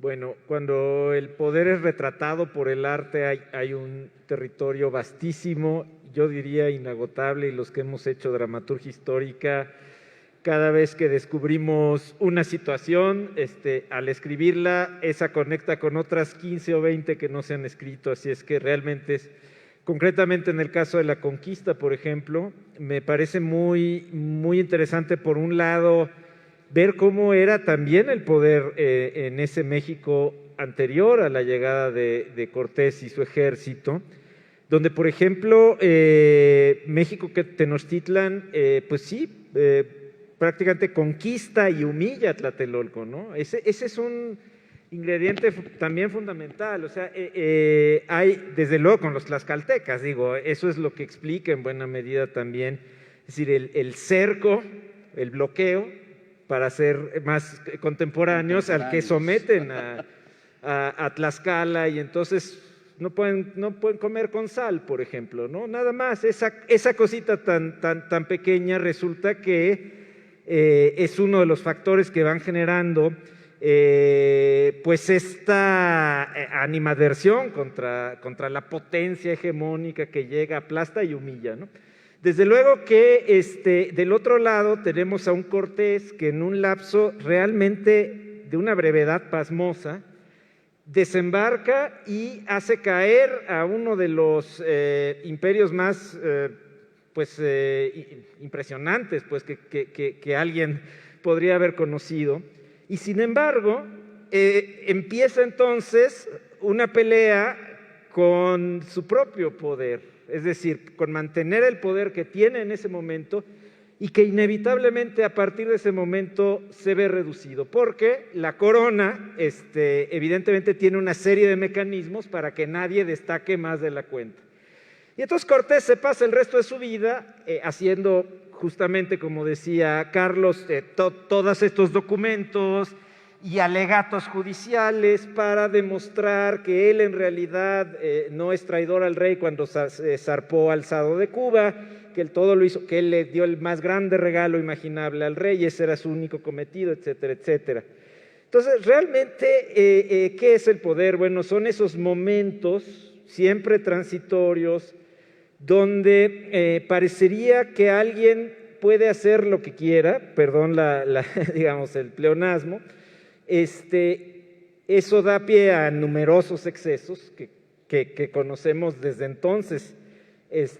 Y creo que eso es inevitable, es inherente al poder y es una de las cosas que creo que en México nos ha costado mucho trabajo y seguimos en eso, en la manera en que nos relacionamos con el poder, nos fascina, pero hay que contener ese poder, ¿no? Y bueno, creo que buena parte de nuestra historia tiene que ver con los excesos del poder y la búsqueda de contenciones a un poder irrestricto. Y por otro lado, ya en un plano más concreto, el arte y el poder, hay que decir que mucho del arte del siglo XX tiene esta relación ambigua con el poder, ¿no? El muralismo de Rivera y de Siqueiros, la dramaturgia de gente como Usigli, el cine, por ejemplo, en los años 70, ese cine social, combativo, financiado por el gobierno de Echeverría, uno de los gobiernos más represores. Entonces, bueno, hay realmente ahí una relación siempre ambigua, ¿no? Y que ha dado pie pues, a estudios muy interesantes al respecto. Creo yo que yo no estoy de acuerdo, por ejemplo, con eso que dicen los compañeros caricaturistas del Chamuco, que el artista tiene una misión en la lucha política. Yo creo que no, yo creo que el arte tiene que señalar los excesos del poder, lo detente quien lo detente, y no tomar un partido. Pero ese es mi punto de vista, evidentemente, personal. Pues estamos llegando ya al final de esta entrega de este último jueves de debate, gracias a Capital 21, a la Secretaría de Cultura, al Gobierno de la Ciudad y sobre todo pues, a ustedes que nos ven y a que nos acompañan aquí presencialmente. En estos tiempos se agradece ver un poco más de gente de la que habitualmente solemos ver por las situaciones de la pandemia, verte Lila, aunque sea en la distancia, ahí me parece importante también en estos tiempos conocer afectos nuevos, reiterar los afectos y agradecer mucho la posibilidad de estar vivos y compartiendo, y bien lo dices, debatiendo, porque las ideas son importantes para la transformación de una persona, de una vida, de una sociedad, de un país, de un mundo. Vamos a irnos despidiendo, Carlos. ¿Con qué te despides? Yo como provocación, ¿quiénes somos? ¿Cómo llegamos aquí? Gran pregunta. Somos diversos y llegamos de diversas maneras. ¿Qué nos enlaza? Nos enlazan muchos factores, creo que mucho más importantes que aquellos que nos separan. Creo que lo que tenemos que hacer, ante todo, es centrarnos en estos aspectos para construir. Viniendo de la Comisión Nacional de los Derechos Humanos, la reflexión, los derechos humanos no son un regalo de la autoridad, son conquistas populares a través de luchas diversas.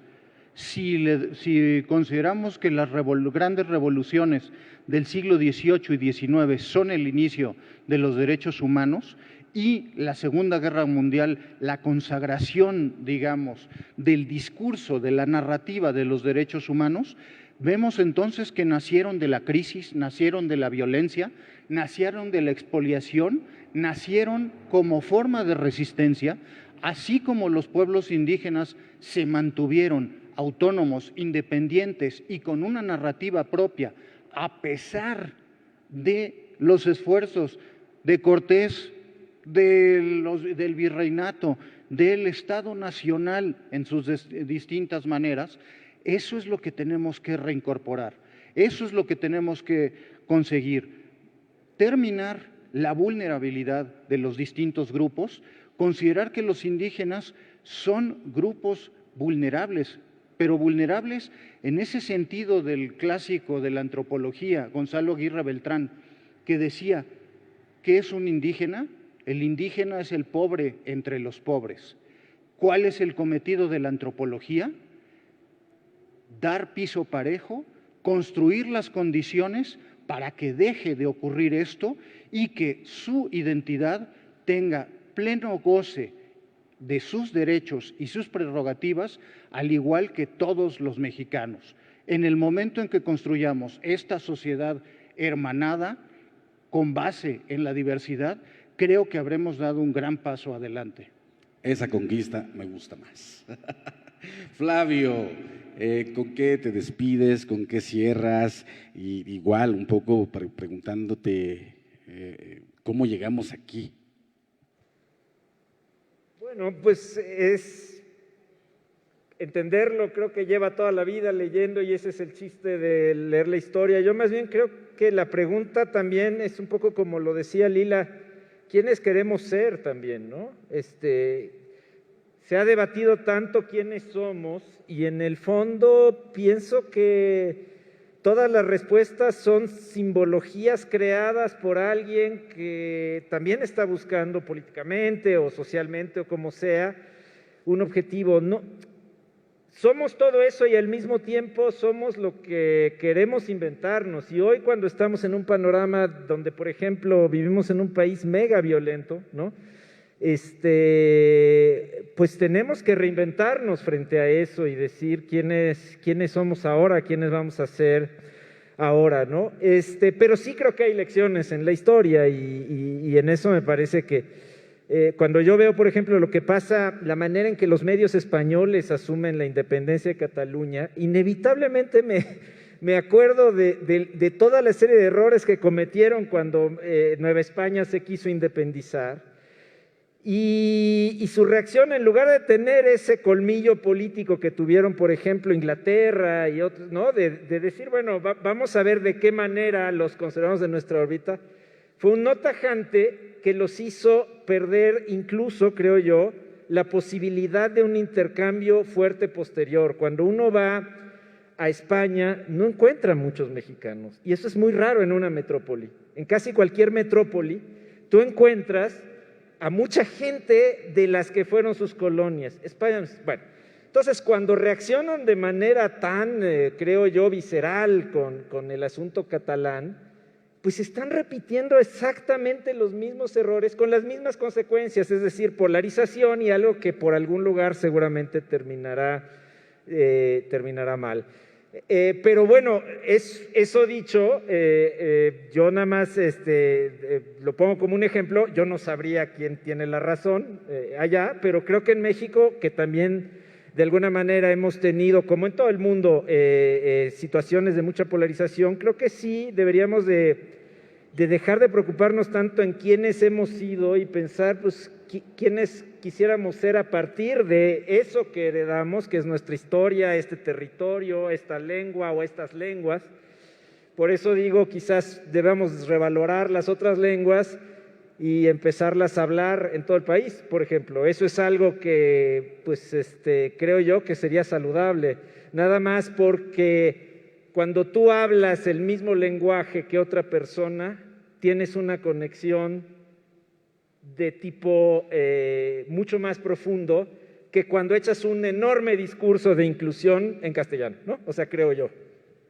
Pues sí, efectivamente, en México, para los que no sepan, para los que nos ven en la tele o en Facebook, o para los que están aquí, en México se hablan 69 lenguas, 68 originarias más el castellano.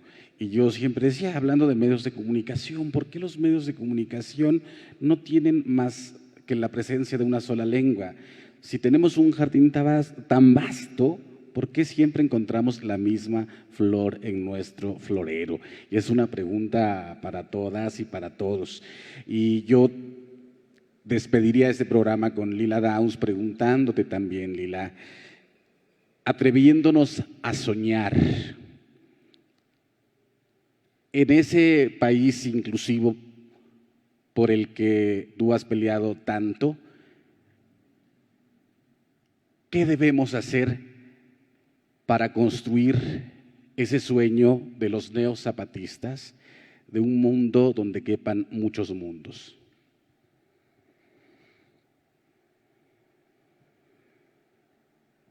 Creo que tienes que poner tu audio.